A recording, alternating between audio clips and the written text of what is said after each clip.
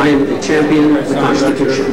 You get the sense that the country is desperate for someone to show us the way. Not the old way, not the same way, but a new way.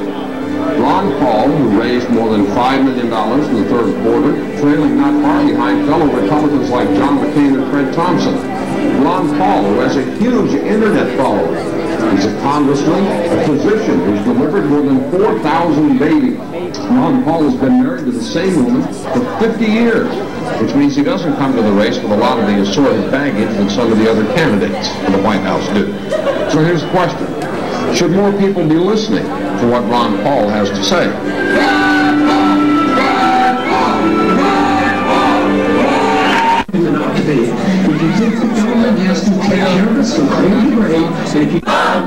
Today and tomorrow, North Dakota is going to prove everyone wrong, because we are going to show not only is Ron Paul the best man for president, but he is the most electable man for president. Ladies and gentlemen, I am so pleased to introduce to you today Congressman Ron Paul.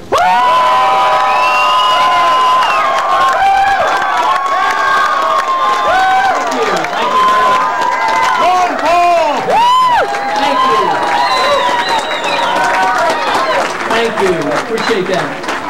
I want to introduce two members of my family before I get started. I have two granddaughters here, Laura and Valerie. They've been traveling with me. Thank you. It's really a delight to be here. I'm really pleased with the enthusiasm in the entire campaign, but especially up here in North Dakota. This has been great. Thank you very much. I'm always asked where the enthusiasm comes from the young people. I said, well, they're a lot of like freedom too, don't you think? So, yeah, they like it. But I think young people are especially interested because we talk about, you know, things that are very important to them, like personal liberty, and also about foreign policy, why we're involved around the world when we shouldn't be, and why it might be a good idea we could just come home and save a lot of money. But more importantly, most of the young people, when they decide to join the campaign and get interested, and I ask them why, they say, I like your position on the Constitution. And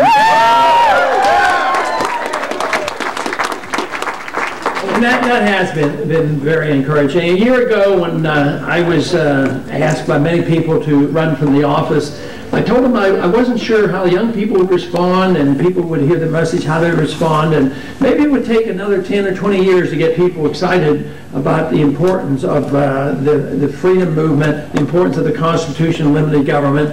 But let me tell you, in this past year, I have been really impressed, really amazed, and very encouraged by the way the response has come for this message. I want to thank you for that.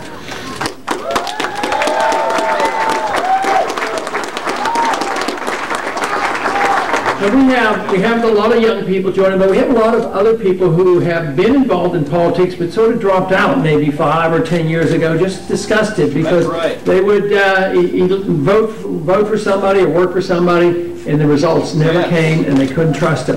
So they are coming back in, and they're talking about it. But we have some people that aren't as young as this crowd looks, you know, 20, 30, 40, even 50, 60 years old, never been involved before because they've never quite heard the message. But the message isn't new. The message has been around. It's a message of limited government, personal liberty, free market, sound money, limited taxes, and a foreign policy that's quite different. So it hasn't been just this administration